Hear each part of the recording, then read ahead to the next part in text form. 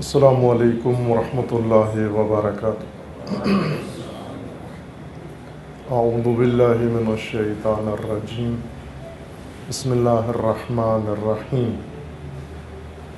الحمد للہ والصلاة والسلام علی رسول اللہ وآلہ آل اللہ واللعنۃ الدائمۃ علی اعدائہم واعداء اللہ من یوم عداوتہم الی یوم لقاء اللہ۔ اما بعد، فقال اللہ تبارک و تعالی فی کتابہ المجید وفرقانہ الحمید، اعوذ باللہ من الشیطان الرجیم، هو الذی ارسل رسولہ بالہدی ودین الحق لیظہرہ علی الدین کلہ ولو کرہ المشرکون۔ صدق اللہ العلی العظیم۔ درود پڑھیے محمد و آل محمد۔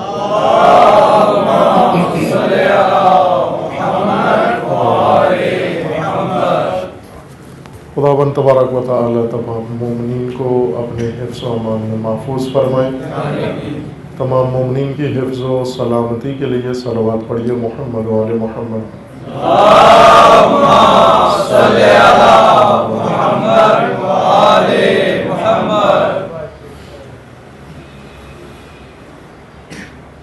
ماہ پربرکت و ماہ رسالت، ماہ شعبان المعظم، اور بالخصوص شعبان المعظم کی اعیاد اور بالاخص عید جشن نیمہ شعبان، ولادت با سعادت حضرت حجت عجل اللہ تعالی فرجہ الشریف، اللہم صلی علی محمد و آل محمد، جو درپیش ہے تمام مومنین کو، تمام راہروان راہ امامت و ولایت کو تبریک عرض ہے، اس دعا و آرزو کے ساتھ کہ انشاءاللہ خداوند تبارک و تعالی توفیق عنایت فرمائے، اس ماہ مبارک میں،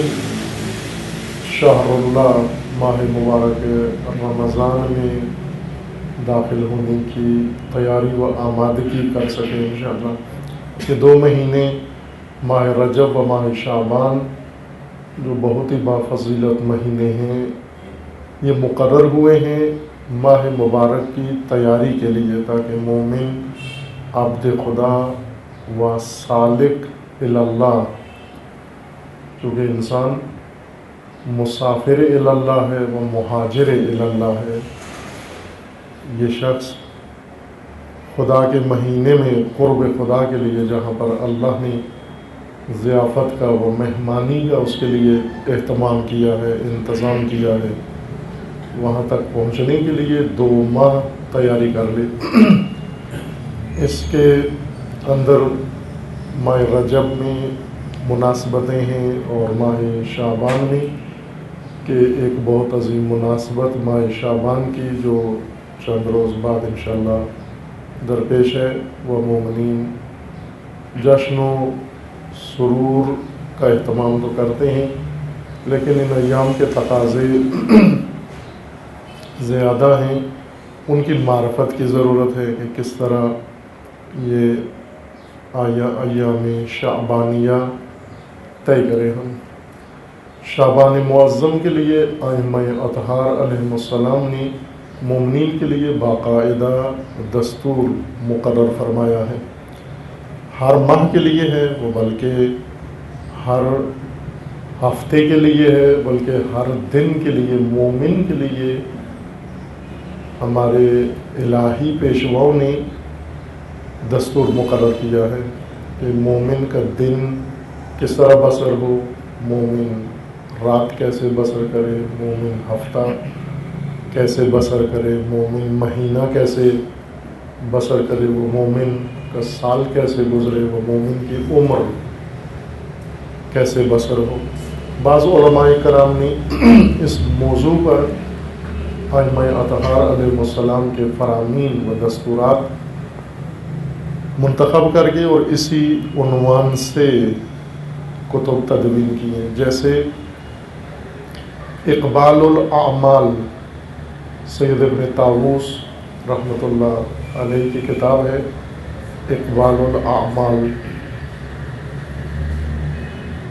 جو سال بھر کے لیے ہے کہ مومن کا سال کیسے گزرے امام کی تعلیمات کی روشنی میں، ائمہ کی تعلیمات کی روشنی میں کیسے سال گزرے۔ سید ابن طاووس نے یہ کتاب لکھی ہے، مفصل ہے۔ اسی طرح ایک اور کتاب ہے جو عدت الداعی کے نام سے ہے، ابن فہد ہلی، بہت ہی جید عالم سید ابن طاووس و ابن فہد ہلی بہت عظیم گران قدر علماء امامیہ میں سے ہیں، اور ان کو بڑا خاص مقام حاصل ہے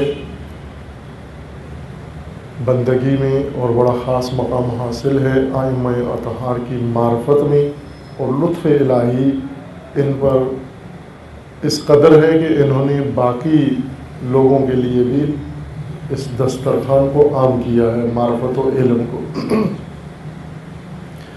ایک کتاب اور ہے جو شیخ بہائی رحمۃ اللہ علیہ نے اسی موضوع پر لکھی ہے، اس کا عنوان ہے فلاح السائل۔ اور ایک اور کتاب ہے جو بہت ہی جید عالم جو بہت قریب گزرے ہیں، ظاہراً 100 سال ان کو یا اس سے کم تر عرصہ ہوا ہے دنیا سے رحلت کرتے ہوئے، باقی قدیم علماء تھے، شیخ بہائی آج سے 500 سال پہلے گزرے ہیں، وہ سید ابن طاووس تقریباً 800-900 سال پہلے گزرے ہیں، وہ ابن فہد ہلی بہت قدیم علماء میں سے ہیں، لیکن یہ بزرگوار جو مرزا جواد ملکی تبریزی کے نام سے معروف ہیں، ان کے شاگردان اس نام سے ان کو جانتے ہیں، ان کی بھی ایک کتاب ہے جو انسان کے لیے رہنما ہے، اردو میں ترجمہ بھی ہوئی ہے۔ یہ کتاب دستور ہے مومن کے لیے کہ کس طرح اپنے اوقات بسر کرے، مومن کس طرح سے آغاز کرے دن کا، وہ کس طرح اختتام کرے، وہ اس اثناء میں کیسے رہے۔ ماہ شعبان المبارک کے لیے ائمہ اطہار نے جو دستورات مقرر کیے ہیں، بیان کیے ہیں، خود بھی ان کے مطابق زندگی بسر کرتے تھے۔ بعض ایام میں ہے کہ کچھ ماہ ایسے تھے جس میں رسول اللہ پورا مہینہ اپنا بستر فولڈ کر لیتے تھے، بستر نہیں ہوتا نہ رات کو نہ دن کو، مختصر نیند کرتے اور سارا وقت باقی راہ خدا میں، تبلیغ میں اور بندگی خدا میں۔ یہ بعض مہینوں میں سنت تھی رسول اللہ کی۔ اسی طرح دیگر ائمہ اطہار علیہ السلام ان مہینوں میں سے ایک شعبان المعظم ہے، جس کے بارے میں رسول اللہ کا فرمان ہے کہ الشعبان و شہری، شعبان میرا مہینہ ہے۔ اور پھر اس کے بعد حضرت کا فرمانا ہے کہ رحم اللہ امرأً اعاننی علی شہری، خدا رحمت کرے اس انسان کو جو شعبان میں میری مدد کرے، تعاون کرے میرے ساتھ، اس مہینے میں رسول اللہ کے ساتھ تعاون کرے، خدا اس مرد پر اور اس انسان پر رحمت کرے جو میرا معاون بن جائے ماہ شعبان میں۔ خوب عزیزان، ماہ شعبان بہت عظیم ہے، کئی اس کے پہلو ہیں، اور اس کے بعد شہر اللہ الاکبر ہے۔ ماہ شعبان کی مناسبتیں کم و بیش مومنین کو معلوم ہیں، ماہ رجب کی بھی معلوم ہے، اور پاکستان میں ایک کا دن ہی ہمیں زیادہ معلوم ہے، اور اس دن کو ہم کوشش کرتے ہیں عقیدت و احترام کے ساتھ۔ رجب کا 22 رجب مومنین کو پتہ ہے پاکستان میں، باقی رجب سے اتنی معرفت نہیں، اور شعبان میں نیمہ شعبان، 3 شعبان کی بھی ہے، لیکن زیادہ نیمہ شعبان کی معرفت ہے کہ شب رات بھی ہوتی ہے اور عریضہ نویسی بھی ہوتی ہے اور اپنے جو سلسلے ہیں، لیکن باقی ایام و باقی لیالی و باقی فرصت جو ماہ شعبان کی صورت میں ہے، اس سے زیادہ آگاہی نہیں ہے۔ اس کی وجہ یہ ہے کہ ہمارا مزاج دیکھ کر علماء مبلغین ہمیں دین بتاتے ہیں۔ وہ پاکستان چونکہ ایک غیر معمولی ملک ہے، سرزمین ہے، پوری دنیا سے ہٹ کے مملکت۔ بعض لوگ اب پاکستان آنے سے ڈرتے ہیں، آتے ہی نہیں ہیں، اور آئیں بھی تو بڑے انتظام و اہتمام کے ساتھ پاکستان آتے ہیں، جو کہ پاکستانیوں کے تیور، پاکستانیوں کے مزاج، پاکستانیوں کے دنیا میں جس طرح سے متعارف ہو گئے ہیں، اس کی وجہ سے اب وہ جھجکتے ہیں، کتراتے ہیں۔ میں خود اپنے ذاتی آپ بیتیاں بہت بتا سکتا ہوں آپ کو کہ پاکستانیوں کو دیکھ کر کیا کیفیت ہو جاتی ہے لوگوں کی، دفتروں میں یا دوسری جگہوں پر۔ باہر کیف اس کا ایک اثر یہ پڑتا ہے کہ ممبر پر دین کی تبلیغ کا جب وقت آتا ہے تو ہمارے مزاجوں کا بہت اثر پڑتا ہے، اور بات وہی ہمیں بتائی جاتی ہے جو ہمارے مزاج کے مطابق ہو، اور بہت خیال رکھا جاتا ہے ہمارے مزاج کا اور طبیعت کا کہ کہیں کوئی ایسی بات اہل ممبر کی زبان سے نہ نکل جائے جو ان کی طبع نازک و مزاج ظریف پر گران گزرے مثلا۔ اس لیے بہت محتاط ہو کے اہل ممبر گفتگو کرتے ہیں، اور اس میں پھر بہت کچھ رہ جاتا ہے، ان کا جی چاہ رہا ہوتا ہے بیان کریں، لیکن ہمت نہیں ہوتی ہے، جرأت نہیں ہوتی۔ نتیجہ یہ نکلتا ہے کہ بہت سارا وقت ملتا ہے۔ میں سمجھتا ہوں کہ جتنا شیعہ دین کو وقت دیتے ہیں اتنا دوسری قومیں وقت نہیں دیتی۔ دین کے نام پر جو وقت دیا جاتا ہے بہت زیادہ ہے، کافی ہے یہ وقت، لیکن جو اس وقت کا نتیجہ ہے اور جو آؤٹ پٹ ہے اس کا، وہ اتنا نہیں ہے جتنا وقت دیا جاتا ہے۔ جتنا مومنین اپنی زندگیوں سے، کام کاج سے، روزمرہ سے وقت نکالتے ہیں اور دین کے لیے مذہب کے نام پر اجتماعات میں، مجالس میں اور باقی کاموں میں لگاتے ہیں، اس حد تک اس وقت کا نتیجہ نظر نہیں آتا، جبکہ دوسروں کے ہاں وقت کم دیا جاتا ہے، نتیجہ زیادہ نظر آتا ہے۔ وہاں پر نہیں، ذکر نہیں آتا درمیان میں ماہ شعبان یا ماہ رجب۔ ایسے 2 مہینے ہیں کہ صاحبان توفیق اگر ہو سکے تو روزہ رکھیں، پورا مہینہ روزہ رکھیں، پورا ماہ رجب و پورا شعبان روزہ رکھیں۔ نہیں پورے مہینے کی توفیق، جتنی ہے اتنا رکھیں۔ و بعض روایات میں ہے کہ بہت ہی بد نصیب انسان ہے کہ رجب پورا گزر جائے اور اس نے ایک بھی روزہ نہ رکھا ہو، یا شعبان گزر جائے اور اس نے ایک بھی روزہ نہ رکھا ہو۔ بعض روایات میں ہے کہ آپ رمضان المبارک کو جوڑیں شعبان المبارک سے، معظم سے۔ کیسے جوڑیں؟ وہ تو خود ہی جڑ جاتا ہے، جس دن شعبان ختم ہوتا ہے دوسرے دن رمضان شروع ہو جاتا ہے، تو جوڑیں کیسے؟ روزے کے ذریعے جوڑیں، یعنی اس طرح سے کہ یہ شمار ہو کہ یہ وہ عبد ہے جو شعبان میں بھی روزے سے ہے و ماہ رمضان میں بھی روزے سے ہے۔ اور معصومین فرماتے ہیں کہ اگر گرمی ہے یا ناتوان ہو یا بوڑھے ہو یا نہیں رکھ سکتے ہو تو کم از کم اس امر کو بجا لانے کے لیے طریقہ یہ ہے کہ آپ شعبان کی آخری تاریخ کا روزہ رکھو، تاکہ شعبان کا روزہ رمضان کے روزے سے جڑ جائے اور آپ ان روزہ داروں میں شمار ہو جو رمضان میں بھی روزہ دار ہیں اور شعبان میں بھی روزہ دار ہیں۔ پھر رسول اللہ آپ کا تعارف کروائیں گے قیامت کے دن اللہ کی بارگاہ میں، کیا کہیں گے کہ یہ وہ لوگ ہیں جنہوں نے میرے مہینے میں میری معاونت کی ہے، میرے ساتھ تعاون کیا ہے۔ رحم اللہ امرأن اعاننی، خدا رحمت کرے اس شخص کو جس نے تعاون کیا ہے۔ تعاون کا مطلب یہ تو نہیں کہ رسول اللہ کا کوئی ذاتی کام ہے، کوئی گھریلو کام ہے اور ہم سے تعاون مانگ رہے ہیں نا. تعاون سے مراد یہ ہے کہ رسول اللہ نے فرمایا کہ یہ مہینہ خدا کی قرب کا مہینہ ہے اور میں نے جو تمہیں راستہ بتایا ہے اس پر عمل کرو. بہت پہلو ہیں. اگر شعبان ہی کی خصوصیات ذکر کریں تو ایک مجلس کافی نہیں ہے. کئی مجالس کی ضرورت ہے جس میں فقط شعبان کی عظمت، شعبان کی فضیلت، شعبان کی معنویت اور شعبان المعظم کی فرصت کی وضاحت کی جائے. فرصت سے مراد میں اس اصطلاح واضح کر دوں کہ یہ دینی اصطلاح نہج البلاغہ کی اصطلاح میں استعمال کر رہا ہوں. اردو میں فرصت کہتے ہیں اس فارغ وقت کو جس میں انسان کا کوئی کام نہیں ہوتا. پوچھتے ہیں فرصت ہے، کہتے ہیں تھوڑی سی ہے، یعنی اتنا ٹائم ہے جس میں میری کوئی مصروفیت نہیں ہے. اس کو ہم کہتے ہیں فرصت. لیکن عربی زبان میں اور نہج البلاغہ میں امیر المومنین فرماتے ہیں کہ فرصتیں جب میسر آئیں تو انہیں غنیمت سمجھو. اغتنم الفرص، فرصتوں کو غنیمت جانو.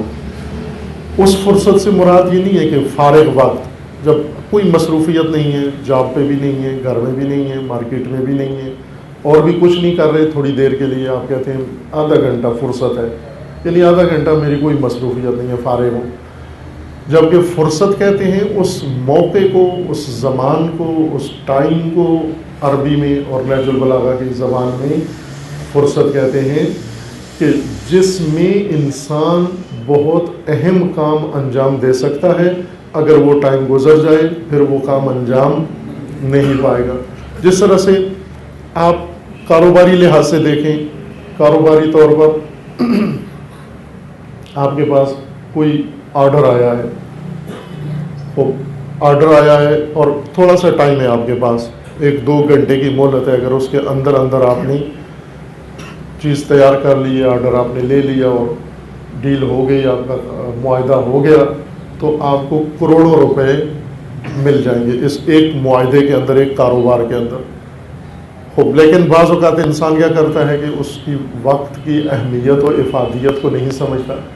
دیکھ لیں گے، کل کر لیں گے، پرسوں کر لیں گے، لیکن وہ جو گاہک آیا ہوا ہے وہ انتظار نہیں کرتا. وہ پڑوس والے کے پاس چلا جاتا ہے کہ بھائی یہ تو نہیں آ رہے، آپ یہ چیز ہمیں دے دو. وہ آرڈر اس کو دے دیتا ہے. بعد میں جب آپ آتے ہیں اور آپ دیکھتے ہیں کہ کروڑوں روپے کا فائدہ میری سستی کی وجہ سے ساتھی کو مل گیا، دوسرے کو مل گیا، تو انسان افسوس کرتا ہے.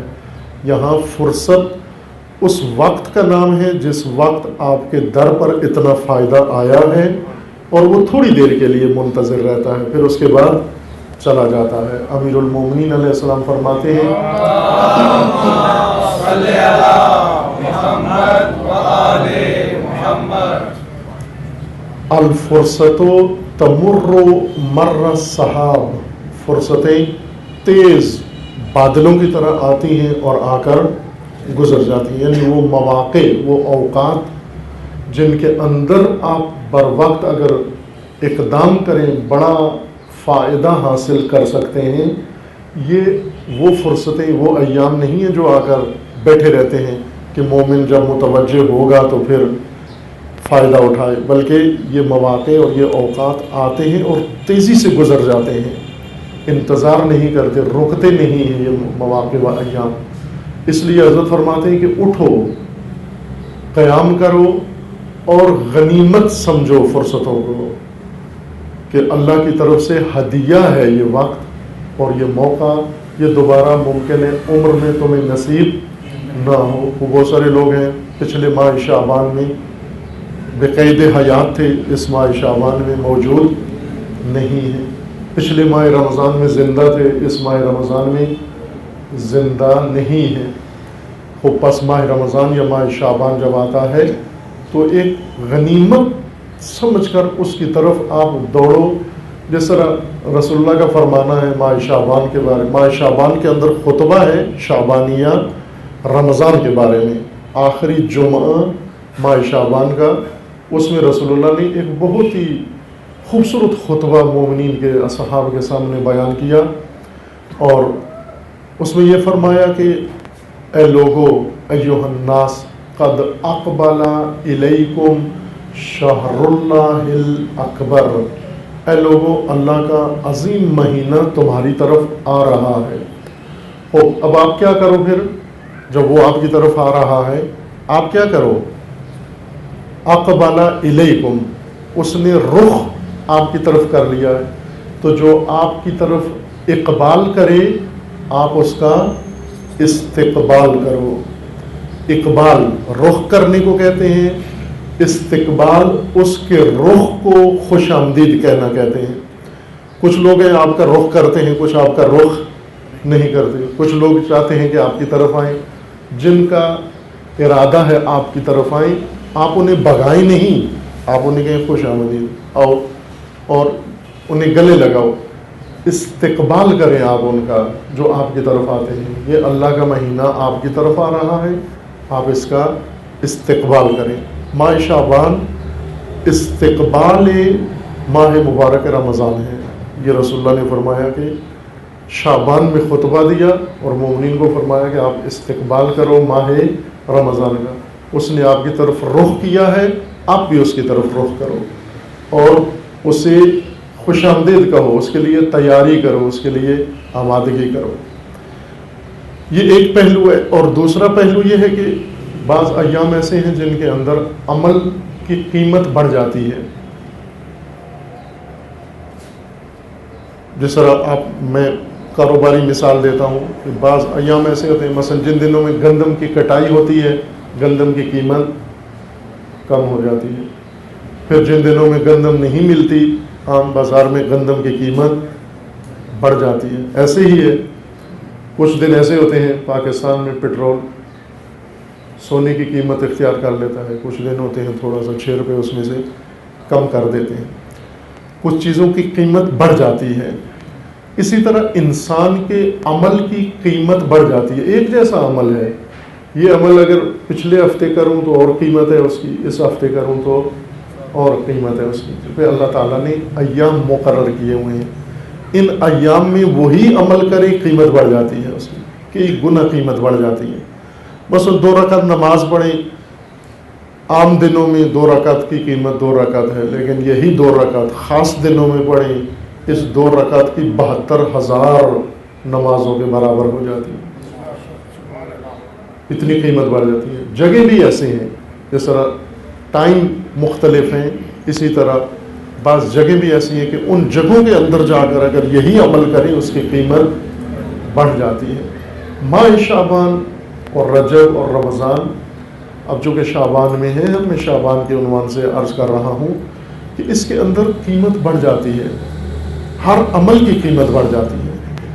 اور ماہ رمضان تو اس قدر قیمت عمل بڑھا دیتا ہے، اس قدر بڑھا دیتا ہے، روایات میں ہے، یہی خطبہ شعبانیہ میں ہے کہ بعض اعمال کی قیمت اتنی بڑھ جاتی ہے کہ وہ ملائکہ جو اللہ نے صرف حساب کے لیے مقرر کیے ہوئے ہیں، الہی محکمہ آڈٹ کا، کہ جو مومنین کے اعمال کا حساب کتاب لگاتے ہیں اجر اور ثواب، اللہ نے فرمایا ہے کہ ان کے حساب سے بھی قیمت باہر ہو جاتی ہے.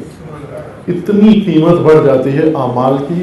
اگر انسان جیسے لیلۃ القدر میں اگر آپ ایک معمولی سا عمل انجام دیں، غیر معمولی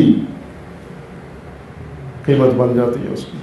یہ ایام اس قدر غنیمت ہیں کہ معمولی اعمال کی غیر معمولی قیمت بن جاتی ہے. اور پھر آگے جو مہینہ آ رہا ہے خصوصاً اس کے لیے تیاری و آمادگی کی ضرورت ہے. یہ شعبان کا ایک پہلو ہے.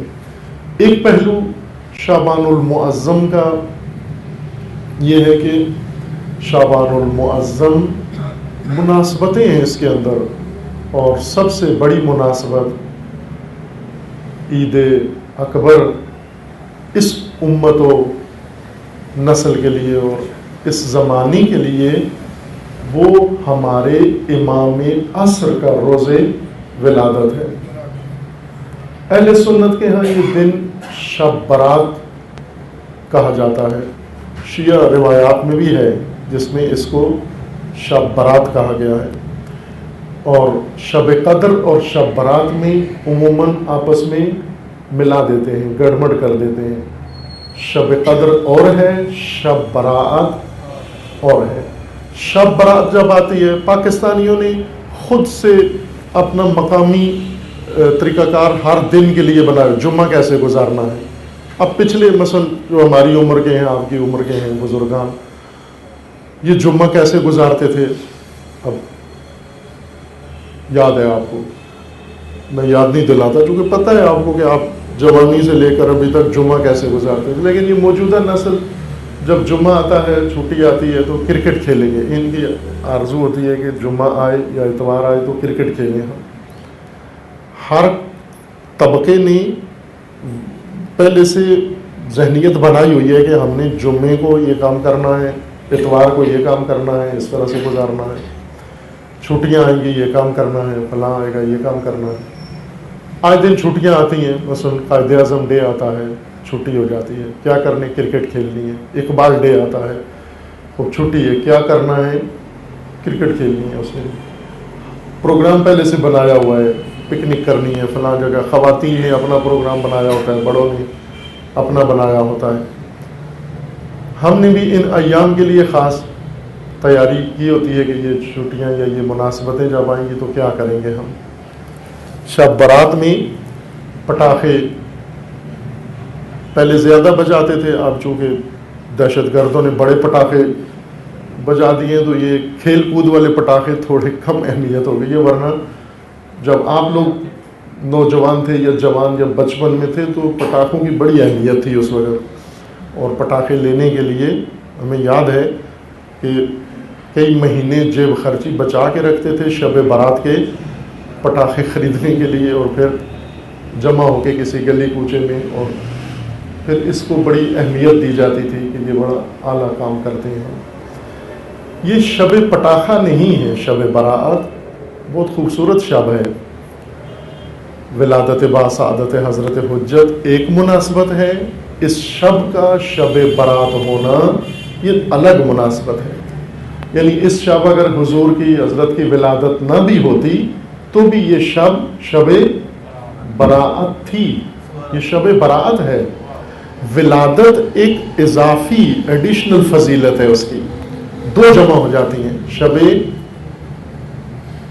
نیمہ شعبان شب براعت بھی ہے، و شب میلاد امام عصر اجل اللہ تعالی فرج الشریف بھی ہے۔ ایک شب دو مناسبتیں جمع ہو گئیں، ایک شب دو فضیلتیں اکٹھی ہو گئیں، بس بہت ہی پربرکت شب ہے یہ۔ اس شب کو بھی ہم نے، اب بچپن میں تھے پٹاخے بجاتے تھے، بڑے ہو کر کوئی فنکشن رکھ لیتے ہیں، کوئی جشن رکھ لیتے ہیں، اس جشن میں پھر اپنے مقامی پنجابی طریقے سے جشن مناتے ہیں، جتنی پنجاب میں خوشیوں کے سامان ہیں وہ سارے جمع کرتے ہیں، اور یہ نہیں دیکھتے کہ کتنا مقدس رات و کتنی مقدس دن ہے، وہ شب ہے، اور کیسا جشن ہے، اصل سارا تقدس نابود کر دیتے ہیں اس جشن کے اندر۔ ایسا جشن برپا کرتے ہیں بعض جگہوں پر، ایام کے تقدس کو پائمال کر دیتے ہیں، مناسبتوں کے تقدس کو پائمال کر دیتے ہیں، اور اس طرح کا ایک انتظام کر لیتے ہیں، اور وہ شب غنیمت شب ہمارے اختیار سے نکل جاتی ہے۔ شب براعت، لیلۃ البراعت، برات یہ اس کا عام تلفظ ہو گیا ہے، رائج برات، اصل میں ہے براعت، حمزہ ہے براعت، تبرہ سے زیادہ بہتر آشنا ہے آپ میں۔ تبرہ قرآنی فریضہ ہے، ایک پنجابی تبرہ ہے، ایک قرآنی تبرہ ہے، اور بہت فاصلہ ہے ان میں۔ قرآنی تبرہ کچھ اور ہے اور پنجابی تبرہ اور ہے۔ قرآنی تبرہ میں اللہ تعالیٰ نے فرمایا کہ ان اللہ بری، خدا بری ہے، یہ تبرہ ہے، اللہ خدا بری ہے، بری تبرہ براعت بہت اہم فریضہ ہے، براعت تبرہ جو یہ کرے وہ بری ہے۔ ان اللہ بری من المشرکین ورسولہ، اور اللہ کا رسول بھی مشرکین سے بری ہے۔ اللہ بھی براعت کرتا ہے مشرکین سے، اور رسول بھی برات کرتے ہیں مشرکین سے، دونوں بری ہیں، دونوں تبرہ کرتے ہیں. تبرہ و براعت دوری کو کہتے ہیں، دور ہو جانا. براعت کے مقابلے میں جو لفظ ہے اس کو کہتے ہیں ولایت. ولایت نزدیکی کو کہتے ہیں، براعت دوری کو کہتے ہیں. یہ قرآنی معنی میں عرض کر رہا ہوں. ولایت نزدیکی کو کہتے ہیں اور براعت دوری کو کہتے ہیں. انسان مومن اسی وقت راہ مستقیم پر آتا ہے جب یہ دونوں کام کرے، کسی کے نزدیک ہو اور کسی سے دور ہو، پھر راہ صراط مستقیم پر آتا ہے کہ جن سے نزدیک ہونا ہے اگر ان سے نزدیک نہ ہو، اور جن سے دور ہونا ہے ان سے دور نہ ہو، اور یہ گمان کرے کہ میں صراط مستقیم پر ہوں، یہ غلط فہمی ہے اس کی. برائے خشنودگی محمد و آل محمد بلند تر صلوات. اللہم صلی علی محمد و آل محمد. اور یہ دونوں واجبات میں سے ہیں. براعت بھی واجب ہے، ولایت بھی واجب ہے. اب ہم سوچیں اسی ایک نقطے کو، میں اس پر گفتگو نہیں کروں گا، یہ ویسے اشارتاً شب برات سمجھانے کے لیے بیچ میں اشارہ آ گیا ہے. ہم اسی ایک نقطے کو پکڑ لیں. آپ مجلس سے باہر فرصت ملے گی، گھر جائیں گے انشاءاللہ، فراغت ہوگی، وہاں سوچیں ابھی اس زمانے میں آج میں ولایت و براعت کے فریضے پر عمل پیرا ہوں یا نہیں. مجھے ان لوگوں سے نزدیکی کا جن سے نزدیک ہونا چاہیے تھا ان سے قریب ہوں یا نہیں. کہیں یوں تو نہیں کہ جن سے قریب ہونا چاہیے تھا ان سے دور ہوں، اور جن سے دور ہونا چاہیے تھا ان کے قریب ہوں. میں ہر آدمی اپنا ہی جائزہ لے، اپنی موجودہ حالت کا جائزہ لے کہ میں کسی کے قریب ہوں اور کسی سے دور ہوں. کس کے قریب ہوں، کس سے دور ہوں؟ ان سب سے دور ہوں جن سے مجھے دور ہونا چاہیے تھا، اور ان سب کے قریب ہوں جن کے مجھے قریب ہونا چاہیے تھا. اگر تو ہیں وہ ہنی اللہ کو، مبارک ہو آپ کو، یہ مقام، یہ جگہ آپ کی، یہ تعادل توازن آپ کا کہ آپ ان کے قریب ہیں جن سے قریب ہونا چاہیے اور ان سے دور ہیں جن سے دور ہونا چاہیے. شب براعت ایک شب اللہ نے مقرر فرمائی ہے، جس طرح ایک شب ہے تقدیر کی، قدر کی، جو ماہ رمضان میں آئی. جس رات تقدیر ہے، انسان کو قادر متعال، مالک تقدیر، مالک قضاء و قدر انسان کو دعوت کر کے اس شب انسان کو موقع دیتا ہے کہ اپنی تقدیر خود مقرر کر. لیلۃ القدر، جس رات انسان خود اپنی تقدیر مقرر کرتا ہے، اپنی تقدیر رقم کرتا ہے، اللہ کی دعوت پر آتا ہے اور تقدیر مقرر کرتا ہے. اس لیے خیر من الف شہر، وہ شب تقدیر ہے، شب قدر ہے. نیمہ شعبان، اس کو لیلۃ القدر بھی کہا گیا ہے. بعض روایات میں ہے کہ شاید یہ لیلۃ القدر ہو، لیکن جو اس کا روایات میں نام ہے وہ یہی نام جو مشہور ہو گیا ہے، خوبصورت نام ہے، شب برات یا شب برات جس کو کہتے ہیں. شب برات، برات کہتے ہیں. اصل کیا کہنا چاہیے تھا؟ براعت. براعت، الف جو بیچ میں اس پر حمزہ ڈال کے براعت، لیکن وہ عامیانہ تلفظ میں برات بن گیا. براعت کی رات ہے، یعنی دوسرے لفظوں میں تبرے کی رات ہے، دوری کی رات ہے. اس شب دوری کی رات ہے. یہ شب براعت کس سے دوری کی رات ہے؟ کس چیز سے؟ روایات میں ائمہ اطہار نے فرمایا ہے یہ شب اللہ کے عذاب سے دوری کی رات ہے، جہنم سے دوری کی رات ہے. اس شب جو دور ہو گیا عذاب سے و جہنم سے، وہ دور ہے ہمیشہ. جو اس شب دور ہو گیا، جس نے اپنے آپ کو اعلان کر دیا، یعنی گویا یہ شب اعلان ہے۔ اے لوگو، یہ اعلان، برات کا اعلان بھی قرآن میں حکم ہے۔ حضرت ابراہیم کو اللہ نے حکم دیا، اے ابراہیم اذن فی الناس، لوگوں میں جا کر اعلان کرو، اعلان کرو کس بات کا؟ کہ خدا بری ہے، خدا دور ہے مشرکوں سے، خدا دور ہے کافروں سے، بت پرستوں سے، یہ جو کچھ کر رہے ہیں اللہ ان سے دور ہے، رسول ان سے دور ہے، اعلان کرو۔ شب براءت جہنم سے دوری کی رات ہے، عذاب سے دوری کی رات ہے۔ اس رات یہ موقع انسان کو دیا جاتا ہے فیصلہ کرے اور اعلان کرے کہ ایھا الناس، اس سے پہلے میں جہنم کی راہ پہ جا رہا تھا، عذاب کی راہ پہ جا رہا تھا، تمہارے ساتھ چل رہا تھا، آج میں کھل کے اعلان کرتا ہوں ان راہوں سے میرا کوئی تعلق نہیں ہے، وہ راہیں جو جہنم پہ جا کے ختم ہوتی ہیں، ان سڑکوں سے میرا کوئی تعلق نہیں ہے، ان طریقوں سے میرا کوئی تعلق نہیں ہے۔ میں اعلان کر رہا ہوں میں اس راہ کا راہی نہیں ہوں جس راہ پر آپ لوگ دوسرے لوگ چل رہے ہو، میں اعلان کر رہا ہوں کسی عذاب والے راہ پر جانے کے لیے میں تیار نہیں ہوں۔ اس کو کہتے ہیں شب براءت ہے، براءت، نجات پائیں۔ روایات میں ہے کہ یہ چند شب ہیں جن میں مومن نجات پا لے، اگر خدا نخواستہ ان راتوں میں نجات نہ پا سکا پھر کہیں اس کی نجات کا کوئی اور ذریعہ نہیں ہو سکتا۔ لیلۃ القدر ہے یا شب براءت ہے، یہ چند فرصتیں، چند موقع جو اللہ تعالیٰ نے انسان کو فراہم کیے ہیں۔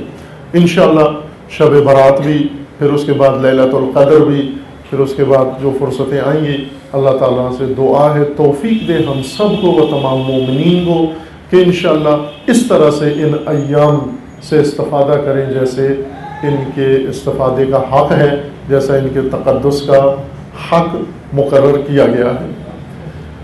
یہ ماہ شعبان اور بھی خصوصیات ہیں۔ ماہ شعبان سادہ سا مہینہ نہیں ہے، معمولی سا نہیں ہے، وہ گرمیوں میں آ گیا ہے۔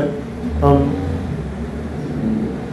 اس ماہ شعبان میں عرض کیا کہ اس کی فضیلت یا خصوصیات بیان کرنے کے لیے ایک مجلس ناکافی ہے، زیادہ گفتگو کی ضرورت ہے۔ خدا و تعالیٰ کا بھی توفیق دے آپ مومنین کی خدمت میں یہاں یا کہیں بھی اس موضوع کو تفصیل کے ساتھ بیان کریں، چونکہ ائمہ اطہار نے جو کچھ کیا ہے شعبان میں اور رسول اللہ نے جو کچھ عملاً کیا ہے، اس سے اندازہ ہوتا ہے کہ شعبان کتنی عظیم فرصت ہے اور کتنا عظیم موقع ہے۔ ایک مناجات ہے شعبانیہ کے نام سے، مناجات شعبانیہ۔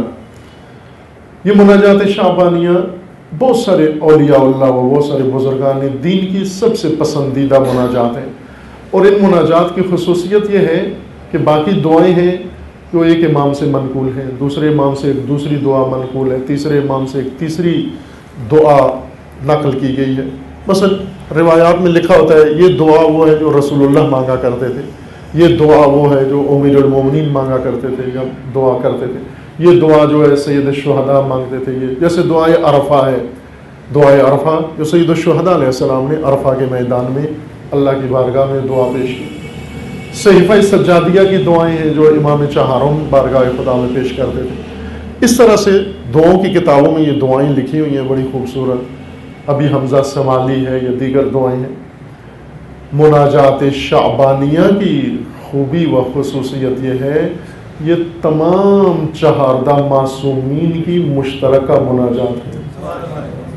تمام معصومین نے بارگاہ خدا میں ان مناجات کو پیش کیا ہے، یعنی اللہ کو شعبان المعظم میں اس دعا کے ذریعے سے یاد کرتے تھے، اس لیے ان کا نام ہی مناجات شعبانیہ ہے۔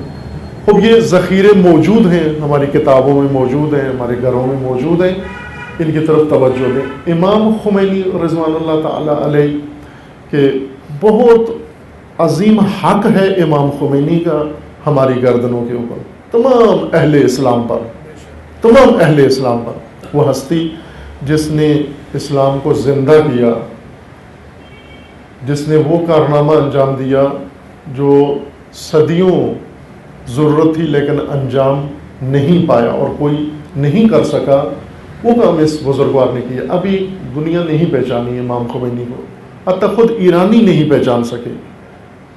حقیقت میں کہہ رہا ہوں، حتیٰ ابھی ایرانیوں کے لیے بھی امام خمینی کو پہچاننا باقی ہے۔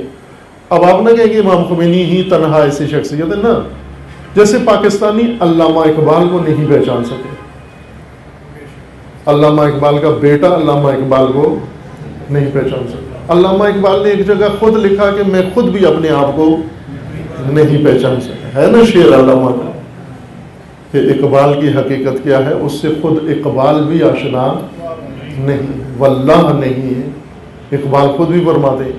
وہ بعض شخصیتیں اتنی گہری ہوتی ہیں، ایک سمندر کی طرح گہری ہیں، ہم گہرائی میں جاتے ہیں، غوطہ لگاتے ہیں، ہم سمجھتے ہیں بڑی گہرائی میں پہنچ گئے، پوچھیں جی اور آخری گہرائی ہے، کہتے ہیں نہ بھائی جتنی آئی ہو اس سے زیادہ اور آگے گہرائی ہے۔ علامہ اقبال ان ہستیوں میں سے ہیں جس کے اندر بڑی گہرائی ہے، اور ابھی پاکستانی اس گہرائی میں نہیں اترے، ہرگز نہیں اترے، اور یہ شرمندگی ہے، بہت بڑی شرمندگی ہے اس ملت کے لیے کہ علامہ اقبال کے افکار، ان کی راہ، ان کے باتوں سے ہم آشنا نہیں ہوئے۔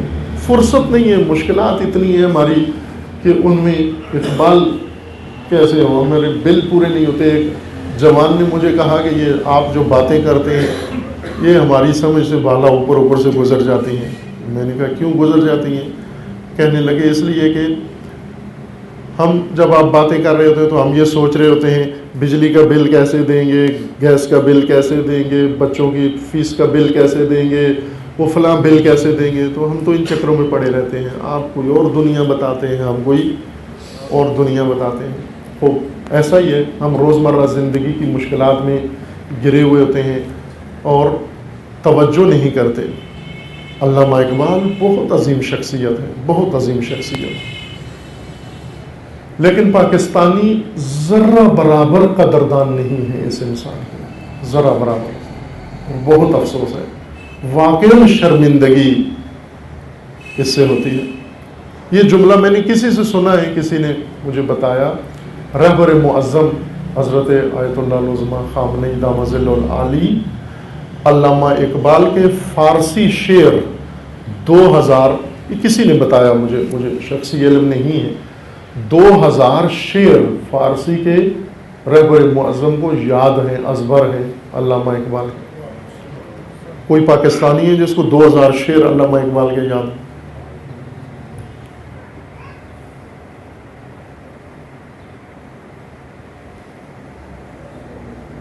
یہ ہستیاں کسی کسی قوم میں کبھی کبھی پیدا ہوتی ہیں۔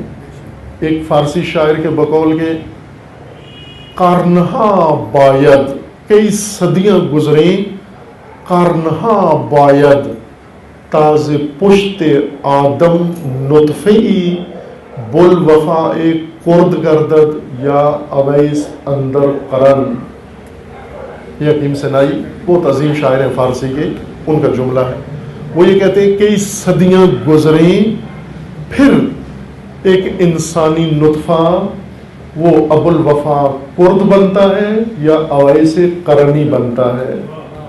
اویس قرنی ہر سال پیدا نہیں ہوتا، ہر صدی میں پیدا نہیں ہوتا۔ قرنہا باید کئی صدیاں گزریں پھر ایک شخصیت کسی گھرانے کے اندر یہ وجود بنتا ہے۔ اقبال جیسی ہستیاں وہی ہیں، قرنہا باید، ایک اقبال آیا آ کے گزر گئے، اب صدیاں انتظار کرو، صدیاں انتظار کرو تاکہ دوسرا اقبال کسی نسل میں پیدا ہو۔ اس دوران جو نسلیں گزریں گی تو محروم گزر جائیں گی۔ قدر جانیں، ان لوگوں کی قدر جانیں، آپ امام خمینی کی قدر جانیں۔ ابھی شناختہ شدہ نہیں ہے، یہ دونوں باتیں محض حقیقت ہے کہ نہ پاکستانی اقبال کو پہچان سکے اور نہ ہی دنیا خمینی کو پہچان سکے۔ ابھی ایک انہوں نے بک پرنٹ کی ہے ہمارے دوستوں نے، اس کا عنوان یہی ہے، امام خمینی آرزوئے اقبال۔ معلوم نہیں آپ تک پہنچی ہے یا نہیں پہنچی۔ امام خمینی آرزو اقبال، اقبال کے آرزو یہ انسان تھے، امام خمینی آرزو تھے۔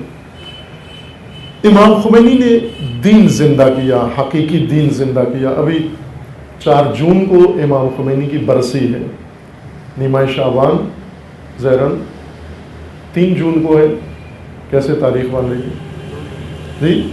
2 جون کو ہے، 2 جون کو نیمہ شعبان ہے، میلاد حضرت حجت ہے، اور 4 جون کو امام خمینی کی برسی ہے۔ کچھ بھی نہ ہو تو ایک فاتحہ ہی پڑھ دیا کریں، 4 جون کو جہاں بھی ہو ایک فاتحہ پڑھ دیں اور خدا کی بارگاہ میں وہ ہدیہ بھیج دیں کہ اے پروردگار تیرا شکر بجا لاتے ہیں، کس پر؟ کہ تو نے ہمیں عصر خمینی میں پیدا کیا ہے۔ کہ جب اتنی بیداری آ گئی، جب امام خمینی کے، آپ دیکھیں امام خمینی نے، میں ایک جملہ کہتا ہوں عزیزان مومنین، آپ کے مزاج کا جملہ، چونکہ بعض چیزیں، بعض کوڈ ہیں جو سمجھ آتے ہیں آپ کو، اگر ان کوڈ کو چھوڑ کے بات کریں تو اتنی اہمیت نہیں پتہ چلتی۔ یہ نقطہ توجہ کریں، امام خمینی رضوان اللہ تعالیٰ علیہ نے کیا کام کیا۔ امام سے پہلے یہ آپ اگر مطالعہ کریں، اسٹڈی کریں، ریسرچ کریں تو یہ بات ثابت ہوگی، سنی سنائی باتوں سے نہیں ہوتا، یہ بات مطلب حل نہیں ہوتا۔ شیعہ عموماً کہا جاتا ہے کہ اسلام کے فرقوں میں سے ایک فرقہ ہے، کہ درست تعبیر نہیں ہے، اس بارے میں الگ سے بات کی اور کریں گے، یہاں نہیں کرتا، لیکن عام تأثر یہی ہے کہ شیعہ مذہب ہے اسلامی مذاہب میں سے ایک بڑا مذہب، اہل سنت ہیں، اہل سنت کے پھر آگے اور فرقے ہیں، اور ایک مذہب اسلام کا شیعہ ہے، فرقہ شیعہ ہے۔ دنیا میں غیر اسلامی دنیا کی بات کر رہا ہوں، مسلمان دنیا میں بھی یہی حال ہے کہ ابھی بھی ایسے دنیا میں ممالک اور افراد موجود ہیں، ابھی بھی انہوں نے شیعہ کا نام نہیں سنا ہوا، حیران ہوتے ہیں کہ شیعہ کیا ہوتا ہے۔ مثلا آپ افریقہ میں چلے جائیں یا امریکہ میں اور ان ممالک میں جائیں، انہوں نے نام نہیں سنا ہوا۔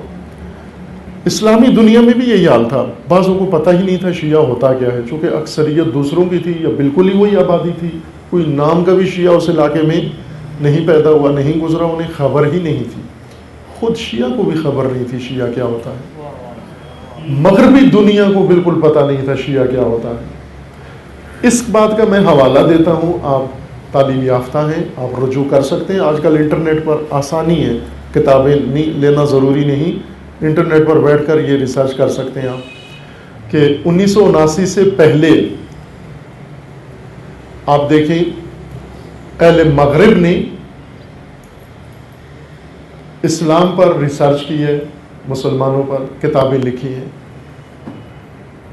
مشرق شناس یا اسلام شناس لوگوں نے بڑی بڑی کتابیں لکھی ہیں، جیسے مٹگمری ایک رائٹر ہے جس نے کتاب لکھی ہے اسلام کے اوپر۔ یہ عورت جو ابھی فوت ہوئی ہے 2-3 سال پہلے یا چند سال پہلے، جرمن کی بڑی محقق ہے، اس نے اسلام پر کتاب لکھی ہے، اور اس طرح کے بہت صدیاں پہلے سے لکھتے آئے ہیں، چونکہ ان کے ہاں یہ رائج ہے کہ ہم دوسرے مذاہب کی تحقیق کریں، ریسرچ کریں، ان کے بارے میں کتابیں لکھیں۔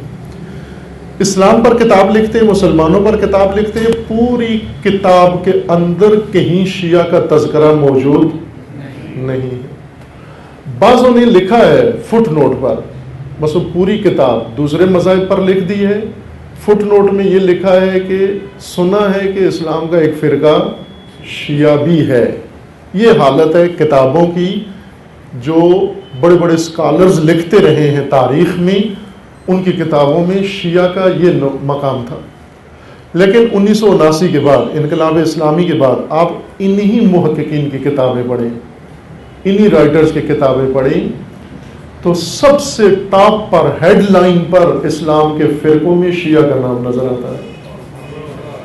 اسلام پر جب ریسرچ شروع کرتے ہیں تو شیعہ سے شروع کرتے ہیں، شیعہ یوں کہتے ہیں، غیر شیعہ یوں کہتے ہیں۔ خوب، اب یہ دانشور آدمی سمجھتا ہے کہ یہ کس نے کیا یہ کام، یہ ان محققین نے تحقیق سے یہ کام نہیں کیا کہ فٹ نوٹ سے نکال کر ہیڈ لائن میں تشیع کو پہنچایا. جس ہستی نے یہ کام کیا اس کا نام روح اللہ خمینی ہے، جس نے لوگوں کو مجبور کیا کہ تمہیں تشیع پڑھنا پڑے گا، تمہیں تشیع مطالعہ کرنا پڑے گا. اور انہوں نے پڑھا اور مطالعہ کیا اور آگاہ ہوئے. ان میں سے ایک بڑی شخصیت ہنری کاربن ہے، فرانسیسی فیلسوف، جو تشیع کو پڑھنے کے لیے، یہ فرانس میں پروفیسر تھا اور بڑا اعلیٰ درجے کا، نمبر 1 درجے کا پروفیسر فلسفے کا فرانسیسی پروفیسر امام خمینی کی تعلیمات کے نتیجے میں آ کر تہران میں اسلام کا طالب علم بن گیا. وہاں کا پروفیسر یہاں کا طالب علم بن گیا اور پھر جا کر تشیع کو متعارف کروایا اس نے مغربی دنیا میں جا کر کہ لوگوں، جاہلوں، نادانوں، تمہیں پتہ نہیں ہے کہ ایک ایسا نظریہ، ایک مکتب موجود ہے جس کی تعلیمات دوسروں سے الگ تھلگ ہیں، وہ الگ چیز پیش کرتا ہے. یہ کارنامہ امام خمینی رضوان اللہ تعالیٰ علیہ نے انجام دیا. امام خمینی کا ایک کارنامہ یہ ہے، آج آپ دیکھو کہ یمن کے وہ سر برہنہ و پا برہنہ لوگ، جوتا بھی نہیں ہے اور تن پہ کپڑا بھی نہیں ہے، لیکن کھلے بندوں بموں کے سائے میں اعلان کر رہا ہے ساری دنیا کو پکار کر کہ وہ زمانہ گیا جب تم ہمیں ذلیل کرتے تھے، اب ہمیں تم ذلیل نہیں کر سکتے. تو یہ اس شخصیت، اس ہستی کے بیداری کی تحریک کا نتیجہ ہے جو دنیا میں آج سب کو نظر آ رہا. حق بنتا ہے اس شخصیت کی قدردانی کی جائے. کم از کم ان کے روز وفات فاتحہ پڑھ دیں اور خدا کی بارگاہ میں دعا کریں اس ہستی کے لیے.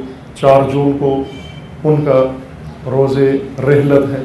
پروگرام کریں، نہیں ہو سکتا آپ انفرادی طور پر اپنے گھر کے اندر ہی افراد خانہ ایک اہتمام کریں اور اس ہستی کے لیے نماز پڑھ دیں، اس ہستی کے لیے دعا کر دیں. اس ہستی کے لیے یہ شکر نعمت ہے، ورنہ امام خمینی ان کے اعمال خود کافی ہیں ان کے نجات کے لیے، مغفرت کے لیے، لیکن ہم جو دعا کریں گے ہماری زندہ ضمیری کی علامت ہوگی. خوب عزیزان،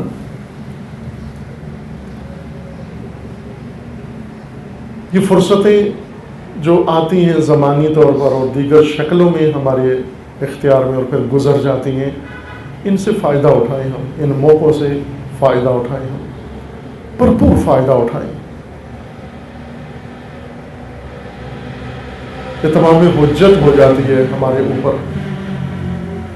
امام خمینی ماہ شعبان کی دعاؤں میں سے مناجات شعبانیہ کو بہت پسند کرتے تھے. اس ہستی نے زندہ کیا، ان مناسبتوں کو زندہ کیا، ورنہ پہلے کچھ جانتا ہی نہیں تھا کیا کرنا ہے. مثلا شعبان کو اپنے یہاں تو پتہ ہے کیا کرتے ہیں لوگ، ہے نا؟ اب یہاں مجھے نہیں پتا گجرانوالہ میں مخصوص کیا ہوتا ہے شب برات، لیکن باقی پاکستان میں تھوڑا بہت پتہ ہے کہ کیا ہوتا ہے وہاں.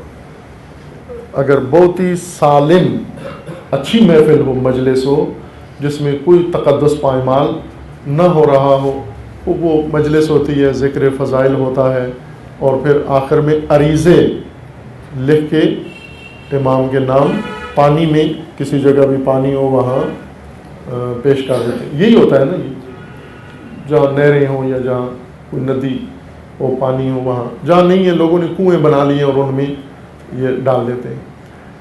یہ اس حد تک مومنین اپنی عقیدت کا اظہار کرتے تھے.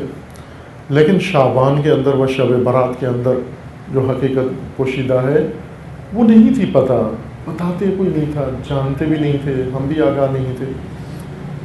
اس ہستی نے یہ سارا نظام زندہ کیا، ہمیں متعارف کروایا حقیقی دین، خوبصورت دین، ناب دین، پاک دین.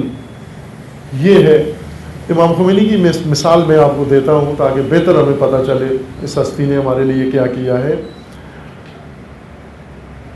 امام فرماتے ہیں کہ اسلام 3 طرح کا اسلام ہے اس وقت دنیا کے اندر. ایک مخلوط اسلام، ملاوٹ والا. ایک یہ اب میں اپنی زبان استعمال کرتا ہوں تاکہ بات سمجھ میں آ جائے. ان کی زبان میں، امام خمینی کی زبان میں ہے ایک التقاطی اسلام. التقاطی یعنی مخلوط، ملا ہوا. ایک ہے متحجرانہ اسلام، تحجر ہے جس کے اندر. اس تحجر کو سمجھنے کے لیے اصطلاح جو میں استعمال کی ہے وہ ہے پاسچرائزڈ.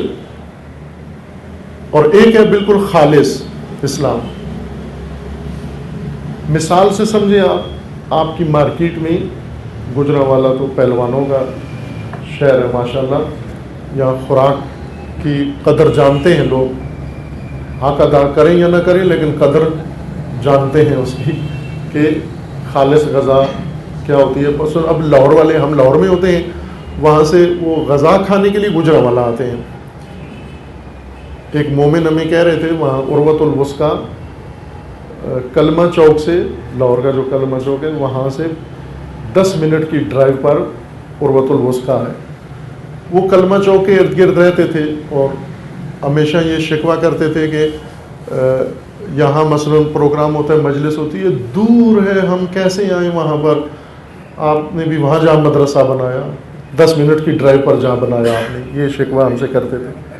تو میں نے ایک دن ان سے پوچھا کہ یہ جو آپ کے مہمان آتے ہیں، بڑی پارٹیاں آتی ہیں، ان کو کھانا کہاں کھلاتے ہو؟ کہتے ہیں گجرانوالہ.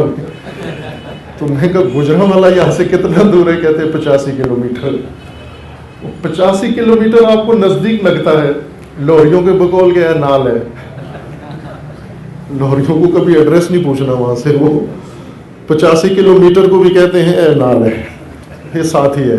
آدمی کو دھوکے میں ڈال دیتے. 10 منٹ کی ڈرائیو پر مدرسہ ہے، وہاں کہتے ہیں بہت دور ہے، کیسے مجلس سننی ہے. باہر کیا قدردان ہیں آپ. دودھ، ایک دودھ ملتا ہے ملاوٹ والا جس میں پانی ہے، نہ جانے کیا کیا ڈال کے بیچ رہے ہیں، ملاوٹ والا دودھ. اب بعض چیزیں تو آدمی سنتا ہے، واقعا افسوس بھی ہوتا ہے، ڈر بھی لگتا ہے، یہ کیا پی رہے ہیں ہم لوگ.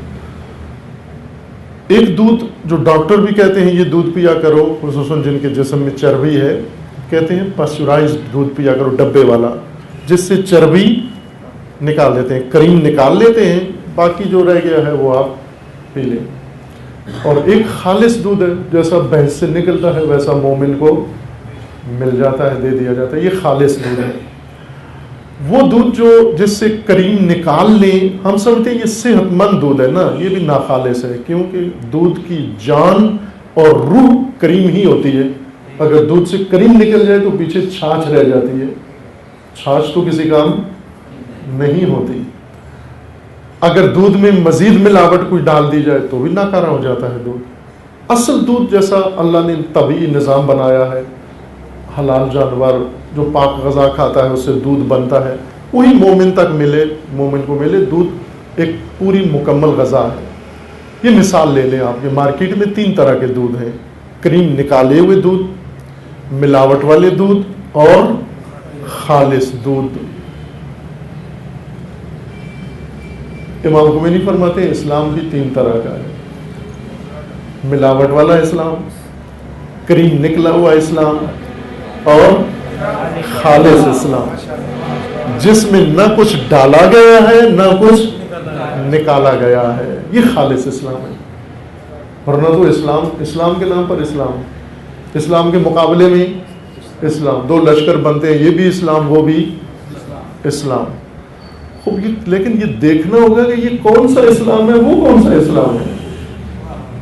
اس لشکر کا اسلام کون سا ہے، اس لشکر کا اسلام کون سا. مثلا جنگ جمل میں 2 لشکر اسلام تھے، ادھر بھی لشکر اسلام ادھر بھی لشکر اسلام. بھائی لوگ کہتے ہیں جی دونوں اسلام تھے. ٹھیک ہے، آپ اس چکر میں نہیں پڑو، یہ ان کا اپنا انٹرنل مسئلہ تھا. ہیں دونوں اسلام، وہ ٹھیک ہے، ہم بھی کہتے ہیں دونوں اسلام تھے، لیکن یہ ایک اسلام نہیں تھے، 2 اسلام تھے. یہ ایک اسلام ہے، وہ ایک اور اسلام ہے. اب 3 اسلام مارکیٹ میں ہیں: پاسچرائزڈ جس کی کریم نکال لی گئی ہے، اور ایک ہے ملاوٹ والا مخلوط جس کے اندر سب کچھ ڈال دیا گیا ہے، جس نے جو چاہا ڈال دیا. چونکہ دین تنہا ایسا موضوع ہے جس میں کچھ ڈالنے کے لیے کوئی قانون نہیں ہے. آپ पत्ती में अगर छिलका डालें और कानून है, पकड़े गए तो सजा मिलेगी। दूध में डाला, पकड़े गए, केस बनेगा। आपने अगर मिर्च में कुछ डाल दिया, पकड़े गए, सजा मिलेगी। आपने आटे में कुछ डाल दिया, केस चल सकता है आपको। इस्लाम में कुछ डालने पर कोई केस नहीं चलेगा। लिहाजा जो किसी चीज में कुछ न डाल सके, सुई में धागा न डाल सके, वो इस्लाम में जरूर कुछ न कुछ डाल देगा। आसानी से आकर ये भी इस्लाम है, ये भी इस्लाम है, लोगों ये भी करो, ये भी करो, फलां करो। मैं कहता हूं ये करो, हाँ बीबी वारिस है आपकी, बंदा है खुदा है। तू कहता है ये करो, बीबी कैसे वारिस है इस तेरे काम की? बीबी वारिस है रसूलुल्लाह के इस्लाम की। अगर बीबी ज़हरा ने ये इस्लाम मानना होता तो घर से निकल के रसूलुल्लाह के शागिर्दों को खुतबा न देती। उनको यही तो बताने गई थी कि लोगों नहीं कर सकते हो, अपनी तरफ से न निकाल सकते हो न डाल सकते हो। ये दो बातें उस खुतबे में बीबी ने समझाई। जो निकाला है वो भी गलत, जो डाला है वो भी गलत।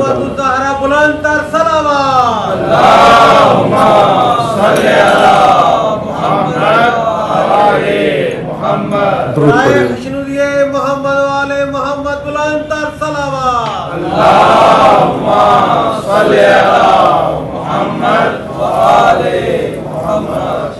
खालिस दीन, बीबी ने खालिस दीन पेश किया। ये नहीं चलेगा ये क्या आप, हालांकि वो पता है आपको, वो पहली क्लास थी इस्लाम की, पहली क्लास थी ना मुसलमानों की, जिन्होंने खुद रसूलुल्लाह से सीखा था इस्लाम, मुअल्लिम इलाही से सीखा था इस्लाम। लेकिन इन दो चीज़ों से बच नहीं सके, कुछ निकाल दिया, कुछ डाल दिया। और ज़ाहिर है अब जो जो फासला आगे जाता जाएगा, ये निकालने डालने का अमल ज़्यादा होता जाएगा। और आज जो आपके घर में है, ज़रा उसको खोल के देख लो कि क्रीम निकली हुई तो नहीं है इसमें से, कहीं ऐसा तो नहीं कि इसमें कुछ डाल दिया गया हो। खालिस इस्लाम, ये भी अजर जाता है इस अजीम हस्ती को, खुदा रहमत करे, इमाम राहिल को, जिन्होंने खालिस इस्लाम, नाब इस्लाम। अल्लामा इकबाल भी यही कहते थे कि मुसलमानों की निजात इस्लाम में नाब में है, मशरब नाब, ये अल्लामा इकबाल की इस्तिलाह है। इमाम खुमैनी ने इस्लाम में नाब कहा, अल्लामा इकबाल ने मशरब नाब कहा। चिबायत मारदरा तब ए बुलंदी मशरब नाबी, दिले गर्मी निगाहे पाक बीनी जानिब ताबी। अल्लामा इकबाल फरमाते हैं एक मर्द को क्या चाहिए? ये चार चीज़ें चाहिए। हिम्मत बुलंद हो, इस्लाम नजरिया पाक और खालिस हो, एक पुरउम्मीद दिल हो उसके अंदर मौजूद, और पाक निगाहें हो उसकी, और एक पारे की तरह तड़पती हुई जान हो उसकी। इससे एक मर्द बनता है।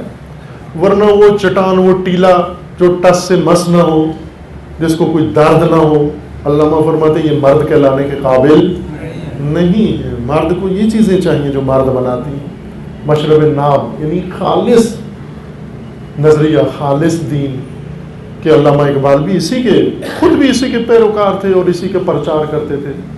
अल्लामा इकबाल के बारे में अब आए दिन में जहाँ भी गुफ्तगू करता हूँ तो लोग थोड़ा ताज्जुब करते हैं कि ये दाढ़ी वाला आदमी मूंछ वाले की बात कर रहा है। अभी आप तो शायद अदब में खामोश हैं, कुछ नहीं कह रहे, लेकिन जहाँ मौलाना लोग बैठे हैं वो फौरन बोल पड़ते हैं। वो कहते हैं जी उसकी तो दाढ़ी नहीं थी, उसकी तो मूछें थी। अब मैं कहता हूँ ये भी हिकमत खुदा है कि दाढ़ियों वालों की बातें सुनो और मूछ वाले की बात सुनो। वो क्या कह रहा है, ये क्या कह रहे हैं, वो क्या पेश कर रहे हैं, ये क्या पेश कर रहे हैं। अल्लाह की हिकमत है, बाहर क्या।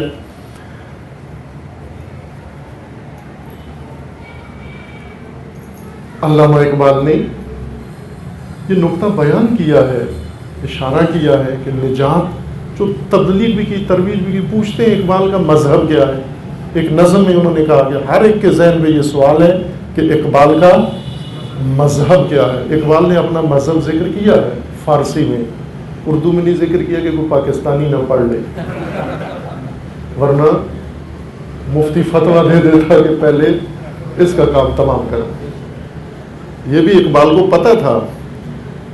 ये जो बच गए वो چونکہ ابھی پاکستان بنا نہیں تھا، مولانا ابھی ایکٹیو نہیں ہوئے تھے، اس وجہ سے بچ گئے اقبال، ورنہ اقبال کو پتہ تھا کہ اقبال کا اپنا شعر ہے کہ اقبال کے نفس سے ہے لالا کی آگ تیز، ایسے غزل سرا کو چمن سے نکال دو.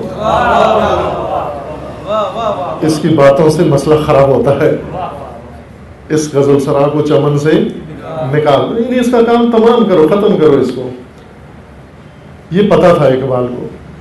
فارسی میں علامہ اقبال نے اردو چھوڑ دی اور فارسی جب شروع کی فارسی شاعری، اس کے آغاز میں ہی یہ لکھ دیا کہ عصر من دانندے یہ اسرار نیست، یوسف من بحر این بازار نیست. کیوں میں نے یہ کام کیا؟ کہا کہ میری قوم اس یوسف کی خریدار نہیں ہے. میں نے یوسف پیش کیا اس کے سامنے. یوسف خوبصورتی کے سمبل کو کہتے ہیں یوسف، یعنی خوبصورت ترین نظریہ، خوبصورت ترین آئیڈیالوجی میں نے پیش کی، لیکن اس بازار میں کوئی یوسف کا خریدار نہیں ہے. یاد ہے نا وہ حضرت یوسف کو بیچا گیا، خوبصورت ترین بچے کو بیچا گیا وہاں پر، اور کوئی خریدنے کے لیے تیار نہیں تھا. باقی گبرو جوان وہ سارے خریدتے تھے، چونکہ لوگ خریدتے تھے غلام گھروں کے کام کرائیں، کھیتوں میں کام کرائیں، مارکیٹوں میں کام کرائیں، اور اس بچے کو دیکھتے تھے، دیکھتے ہی سمجھ جاتے تھے کہ یہ تو کام والا نظر نہیں آتا، چونکہ اتنا خوبصورت حسین بچہ ہے، یہ کیا کام کرے گا، اور وہ بھی چھوٹا بچہ. اس لیے کوئی خریدنے کے لیے تیار، کچھ نے کہا گھر کے کام کرائیں گے، کچھ نے کہا گھر کی صفائی کرائیں گے، کھیتوں میں کام کرائیں گے. یوسف کے چہرے کو دیکھتے تو کہتے تھے یہ تو ہمارے کام کا نہیں ہے، اس لیے کوئی خریدتا نہیں تھا. آخر میں وہ آیا عزیز مصر، اس نے کہا کہ یہ بچہ کام کا تو نہیں لگتا، ویسے چلو لے جاتے ہیں، مشغلہ ہوگا، ہمارے اولاد نہیں ہے، اگر صحیح نکلا تو اس کو اپنی اولاد بنا. اس لیے وہ اٹھا کے لے گئے. وہ بھی کوڑیوں کے دام، جہاں بیچنے کو آئے تھے بے دام بیچ دی، جان فروخت کرنے آئے تھے اور دام کے بغیر بیچ دی. جہاں بیچنے کو آئے تھے بے دام بیچ دی. اے اہل مصر وضع تکلف تو دیکھیے، جہاں بیچنے کو آئے تھے بے دام بیچ دی. اے اہل مصر وضع تکلف تو دیکھیے. بہتر ہے حکم عقوبت سے پیشتر، ایک بار سو یہ دامن یوسف تو دیکھیے. اس سے پہلے کہ فتویٰ ٹھوکو، پہلے دامن تو دیکھ لو اس کا،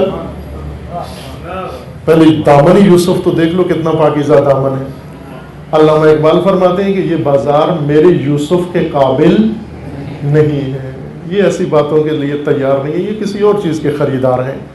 میری باتیں ان کو سمجھ میں تھی. اردو بولنا چھوڑ دی، اردو میں لکھنا چھوڑ دیا، فارسی میں یہاں سے انہوں نے مطلب شروع کیا. اب اپنا مذہب بھی بتایا، مسلک بھی بتایا علامہ اقبال نے. مشرب ناب بتایا. پہلے کہا کہ مرد وہ ہے جس کو مشرب ناب چاہیے، پھر بتایا مشرب ناب کیا ہے. مشرب ناب یہ تفسیر کی انہوں نے کہ تیغ و سنا و خنجر و شمشیر مارزوس، یہ فارسی میں ہے، اردو میں جان بوجھ کے نہیں لکھا، ورنہ پیچھے پڑ جاتے اور اقبال کو لاہور میں قبر بھی میسر نہ آتی، پتہ نہیں کہاں جا کے کسی جگہ دفن کرنا پڑتا. اس لیے فارسی میں لکھا تیغ و سنا و خنجر و شمشیر مارزوس، یعنی میری آرزو کیا ہے؟ خنجر، نیزہ، تلوار، تیر، یہ آرزو ہے. کس لیے آرزو ہے؟ کہ میں یہ چلاؤں نا، میری آرزو ہے کہ میرا سینہ ہو، میری گردن ہو، اور دشمن کا تیر ہو، دشمن کی تلوار ہو، ظالم کا خنجر ہو، میرا گلا ہو. یہ میری آرزو ہے. تیغ و سنا و خنجر و شمشیر مارزوس، با من میا کے مسلک شبیر مارزوس. کہا کہ میرے مذہب پہ تم نہیں چل سکتے، کیونکہ میرا مذہب شبیر کا مذہب ہے. شبیر کا مذہب اور ہے، تجارت کا مذہب نہیں ہے. شبیر کا مذہب اور اقبال کا مذہب شبیر کا مذہب ہے. یہ مذہب انہوں نے پیش کیا ہے. یہ خالص دین درکار ہے انسان کو. عزیزان، ساری مشکل صحت کے مسائل. آج دیکھیں کوئی پاکستانی اپنے آپ کو چیک کرائے 100% فٹ نہیں ہوگا. سالم وہی ہے جس نے معائنہ نہیں کروایا. کبھی کبھار پوچھتے ہیں لوگ حالات ہم سے پوچھتے ہیں کیسے ہو, میں نے کہا ٹھیک ہوں. ٹھیک اس وجہ سے ہوں کہ چیک نہیں کروایا. اگر چیک کرواؤ جا کر تو پھر ٹھیک, پھر 113 بیماریاں اندر سے نکلیں گی, کہیں گے یہ بھی ہے یہ بھی ہے یہ بھی ہے. چونکہ چیک نہیں کروایا ٹھیک ہوں. اس طرح سے ہے, ہم نے معائنہ نہیں کروایا ٹھیک ہے. ورنہ اسپتالوں میں جا کر دیکھ لو, رش, کھڑے ہونے کی جگہ نہیں ہے اسپتالوں میں. کیوں نہیں ہے؟ کیونکہ لوگ بیمار ہیں. بچے بیمار, خواتین بیمار, جوان بیمار, بڑے بیمار, بزرگ بیمار, سب بیمار ہیں. یہ بیماریوں کا بڑا منبع ناخالص غذائیں, ملاوٹ والی غذائیں. سرمایہ دار پیسے والے لوگ, مفاد پرست لوگ اپنے پیسے کی خاطر آلودہ خوراک بنا کر مارکیٹ میں بیچتے ہیں. انہیں پرواہ نہیں ہے کہ اس سے لوگ مریں یا جئیں. ظاہراً گجران والا نہیں, 1-2 سال پہلے کی بات ہے, وہ کف سیرپ پیا تھا, یہی کی بات ہے, یا لاہور میں ہوا تھا. بیمار, کھانسی کے بیمار آئے, انہوں نے کھانسی کا شربت لیا, پتہ نہیں کتنے لوگ مر گئے. شربت علاج وہ بھی ناخالص. کارڈیالوجی لاہور کا واقعہ آپ کو یاد ہوگا, وہاں 70 آدمی دل کے مریض دل کی دوا کھانے سے مار گئے. ناخالص دوائیں, ناخالص کھانے, ناخالص خوراک. ناخالصی نے انسان کی صحت خطرے میں ڈال دی ہے, پورے ملک کی صحت خطرے میں ڈال دی ہے. عزیزان, ناخالص کھانوں نے آپ کی صحت خطرے میں ڈال دی ہے. ناخالص دین نے آپ کی عاقبت و آخرت خطرے میں ڈال دی ہے. نسلوں کو خطرے میں ڈال دیا. اس ملاوٹ نے زیادہ نقصان کیا ہے. اس لیے ہمیں خالص خوراک بھی چاہیے صحت بچانے کے لیے, اور خالص دین چاہیے عاقبت و آخرت بچانے کے لیے. ہر دین سے آخرت نہیں بنتی. آپ یہ لگے کہ کریم نکلا ہوا ہی دے دو, پیٹ تو بھرنا ہے. میں نے پیٹ بھرنے کا مطلب نہیں ہے, نجات ہے, نجات. اس نجات کے راہ پر چلنا ہے. پیٹ تو بھر جاتا ہے, آپ کسی بھی چیز سے پیٹ بھر لیں اپنا. یہ غلط نظریہ دیا گیا ہے پیٹ بھرنا ہے, یہ کسی طرح یہ پیٹ تو بھرنا ہے نا, پیٹ کی جہنم تو بھرنی ہے نا. یہ غلط ہے نظریہ. عزیزان, خوراک پیٹ بھرنے کے لیے نہیں ہے, بلکہ خوراک خالص زندہ رہنے کے لیے ہے, اور زندہ اس لیے رہیں کہ زندگی کا مقصد پانا ہے, جس کے خاطر پیدا ہوئے, جس کی خاطر پیدا ہوئے تھے, جس کی خاطر خلق کیے گئے ہیں. اس مقصد تک پہنچنا, اس لیے زندہ رہنا ضروری ہے, اس لیے خالص چیز کھانا ضروری ہے. خالص دین کی ضرورت ہے ہمیں. اس بزرگوار ہستی نے یہ کارنامہ کیا, ہمیں خالص دین سے آشنا کیا ہے. ان کی پسندیدہ مناجات امام خمینی کی مناجات شعبانیہ, وہ جو تمام ائمہ اطہار کی مشترکہ مناجات ہیں, بہت خوبصورت, بہت اعلیٰ, بہت عرشی, بہت عرفانی. انسان وجد میں آ جاتا ہے. ان کے معانی کی طرف توجہ کریں جو معصومین نے شعبان میں مومنین کو ہدیہ دیا ہے, عطیہ دیا ہے. اب ہم شعبان میں سنتے, مثلا جیسے آپ نے ابھی یہاں مجھے بٹھا دیا, جی آپ باتیں کرو, آپ میں باتیں کروں, آپ سن رہے ہیں. کسی اور کو بٹھا دیا, کوئی خطیب بلا لیا, کوئی ذاکر بلا لیا, اس کے ذہن میں جو کچھ آیا اس نے پیش کرنا شروع کر دیا. ہم عقیدت کے جذبے کی تسکین پا لیتے ہیں جب فضائل بیان ہوتے ہیں, یا جب یہ باتیں ہوتی ہیں تو ہمارے عقیدت کے جذبے کو ذرا تسکین ملتی ہے. عزیزان, عقیدت کے جذبے کو تسکین ملتی ہے ایک عام آدمی کے کلام سے, لیکن ہماری ضرورت وہ یہ ہے کہ ہم ایک روح ہے, ایک حقیقت ہے, اس حقیقت کا ایک مقصد ہے خلقت کا. حقیقت کو خلقت کے مقصد تک پہنچانے کے لیے بھی کسی کے کلام کی ضرورت ہے, اور وہ کلام انبیاء کا کلام ہے, وہ اللہ کا کلام ہے, وہ کلام ائمہ کا کلام ہے. شعبان کا الگ کلام لکھا ہے, رجب کا الگ کلام ہے, رمضان کا الگ کلام ہے. یہ دعا جو ماہ رجب میں پڑھتے رہے ہیں آپ سارے مومنین، یا من ارجو لکل خیر وآمن سخطہ عند کل شر، یا من یؤتی الکثیر بالقلیل، یا من یؤتی من سأل. یہ عظیم دعا رجب میں، یہ کلام ہے امام کا اللہ کی بارگاہ میں، اور رجب اس کلام کے ساتھ بسر کرو، شعبان ان مناجات کے ساتھ بسر کرو، رمضان اللہ کے کلام کے ساتھ بسر کرو، اور ائمہ کے اس کلام کے ساتھ، صحیفہ سجادیہ کے ساتھ بسر کرو. پھر آپ دیکھو کیا زندگی میں کیا رنگ جمتا ہے انسان، کیا رنگ جمتا ہے.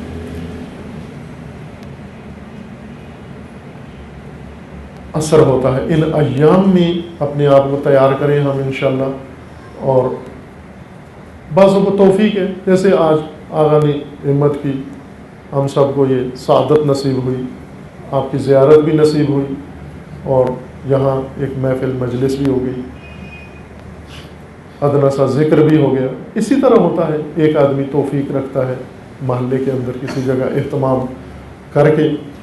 رسومات میں نہ گزارے سارا ٹائم. رسومات ایام کے وہ آداب ہیں جو ہم نے خود بنا لیے ہیں. مثلا رمضان کی رسومات کیا ہیں؟ یہ افطار کی رسم الگ ہے، سحری کی رسم الگ ہے، پھر دن کی رسم الگ ہے. روزہ ہو یا نہ ہو رسم ضرور پوری کرنی ہے. رسومات، ہر چیز کے لیے رسومات بنا لی ہم نے. حرج نہیں ہے، کچھ رسومات ایسی ہیں جن میں کوئی قباحت نہیں ہے، کر دیں آپ نے اگر بنا. جیسے افطار کی رسم ہے، اگر مضر نہیں ہے، چونکہ بعض تو مضر رسمیں ہیں، جیسے پکوڑی مضر رسم ہے، سموسہ تلی ہوئی چیز بہت غلط رسم ہے. خالی پیٹ میں تلی ہوئی چیز ڈالنا یہ ایسے ہے جیسے جسم میں زہر ڈال رہے ہیں. خالی پیٹ میں سموسہ ڈال کے پھر پانی پہ پانی پیتے جا رہے ہیں، پورا ڈرم پانی کا پی کے اب کہتے ہیں نماز کے لیے، وہ کہتے ہیں مجھ سے تو اٹھا ہی نہیں جاتا اس غلط رسم کی وجہ سے. اب میں آپ کو ایک ہلکا سا ٹوٹکا بتاتا ہوں، اس پر عمل کریں. وہ کیا ہے؟ روزہ جب افطار کریں، ہلکا گرم پانی اس سے آپ روزہ افطار کریں. بیچ میں تھوڑی سی شکر ڈال لیں، چینی ڈال لیں، ہلکی سی، ہلکا گرم پانی چائے کا کپ، اس سے آپ، چونکہ سنت میں بھی ہے نا، کھجور سے روزہ افطار کریں، نمک سے روزہ افطار کریں، اور پانی سے، ٹھنڈے پانی سے ہرگز روزہ افطار نہ کریں، برف والا فریج کے پانی سے نہ کریں. طبی لحاظ سے آپ کا معدہ خالی ہے دن بھر، اور خالی معدہ بہت گرم ہوتا ہے. جس طرح خالی کھوپڑی بہت گرم ہوتی ہے، اسی طرح خالی معدہ بہت گرم ہوتا ہے. چونکہ معدے کا فنکشن ہی ایسا ہے نا، معدے کے اندر گلینڈز ہیں، غدودیں ہیں، ان کا کام، یہ ڈاکٹر صاحب تو نہیں ہیں ادھر بیٹھے ہوئے معذرت کے ساتھ، یہ آپ کا موضوع ہے، اس میں وارد ہو گئے. معدے کے اندر، جب میں غلطی کروں آپ مجھے ٹوک دینا، بتا دینا، تصحیح کر دینا. معدے کے اندر غدودیں ہیں، گلینڈز ہیں، ان کا کام ہوتا ہے مختلف رطوبتیں ترشح کرنا. کھانا موجود ہو تو پھر تو نارمل چلتا رہتا ہے مشینری، وہ ہاضمے کا عمل اور سارا. لیکن جب معدہ خالی ہے تو وہ گلینڈز، وہ تو رطوبت نکلتی رہتی ہے ان سے. اس وجہ سے خالی معدہ، اس کے اندر کافی مواد معدے کا اپنا ہی پیدا کیا ہوا موجود ہوتا ہے. اس کے اوپر جب آپ ٹھنڈا پانی ڈالتے ہیں برف والا، تو یہ ایسے ہی ہوتا ہے جیسے جلتے انگاروں کے اوپر آپ پانی ڈالیں. کیا آواز نکلتی ہے؟ بالکل معدے کا یہی حال ہوتا ہے،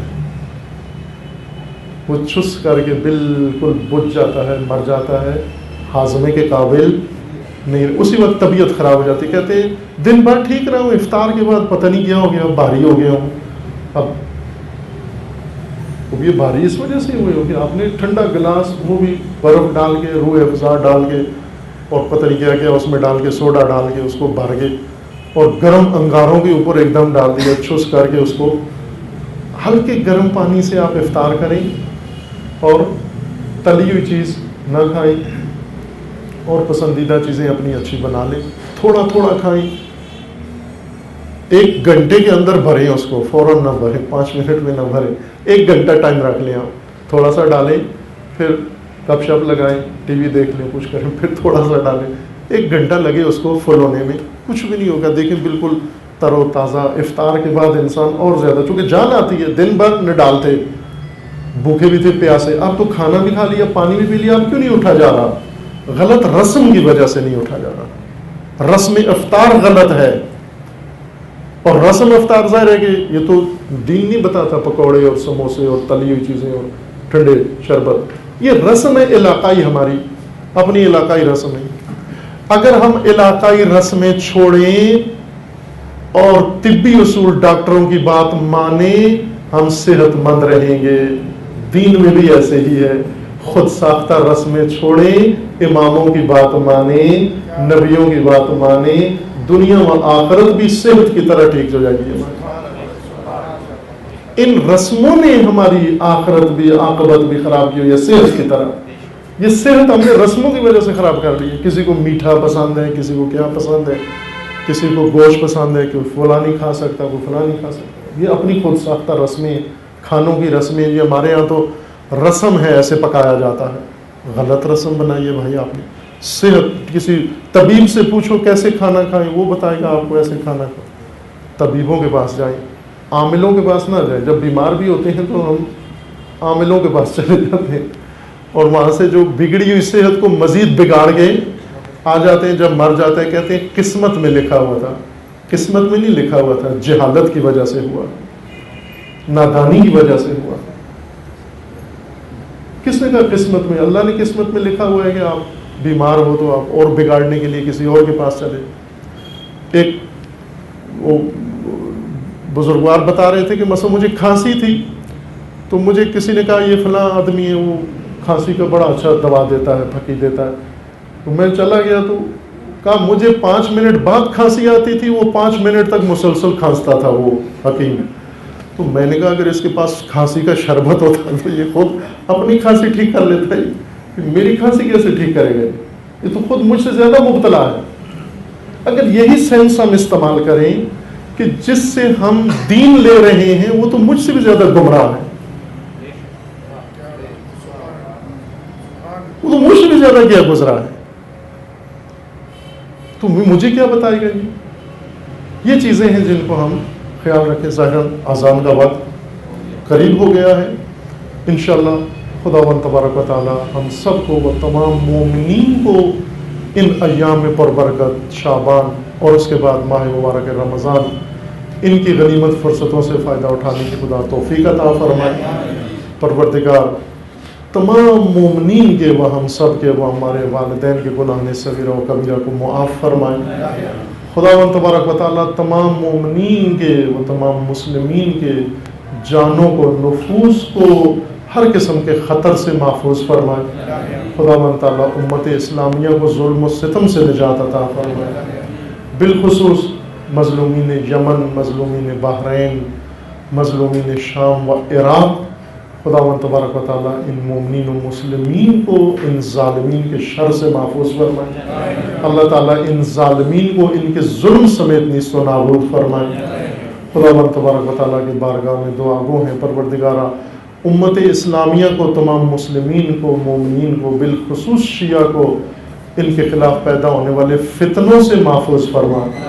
بالخصوص فتنہ تکفیریت کو پروردگارہ اس کے بانیوں اور حامیوں سمیت رسوا فرما، اسے نیست و نابود فرما. پروردگارہ حزب اللہ کو کامیابی عطا فرما. سید مقاومت سید حسن نصر اللہ کی حفاظت فرما. رہبر معظم انقلاب اسلامی کا سایہ دراز فرما. انقلاب اسلامی کو دشمنوں کے شر سے محفوظ فرما. پروردگارہ مملکت پاکستان کی حفاظت فرما. اس ملک کے اندرونی بیرونی دشمنوں کو نیست و نابود فرما. خدا بندہ ملک کے اندر امن و امان قائم فرما. دہشت گردی، فرقہ واریت، فتنہ و فساد و نفاق پھیلانے والوں کو نیست و نابود فرما.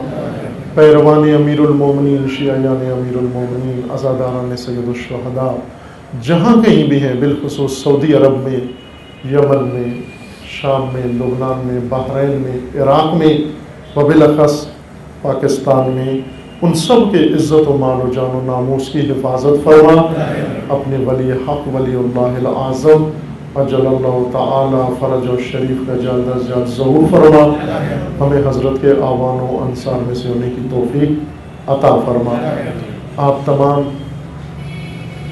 हाज़रीन मजलिस के मरहूमीन के लिए, तमाम मोमिन व मोमिनात जो इस दुनिया से रहलत कर गए हैं, उनकी मग़फ़रत के लिए, बिलखुसूस शुहदा के लिए, वो शुहदा जिन्होंने कोयटा में व उससे पहले जाम शहादत नोश किया है, व बिलख़ास इमाम शुहदा हज़रत इमाम ख़ुमैनी रिज़वानुल्लाह ताला अलैहि की तालिय रूह के लिए सूरह फ़ातिहा।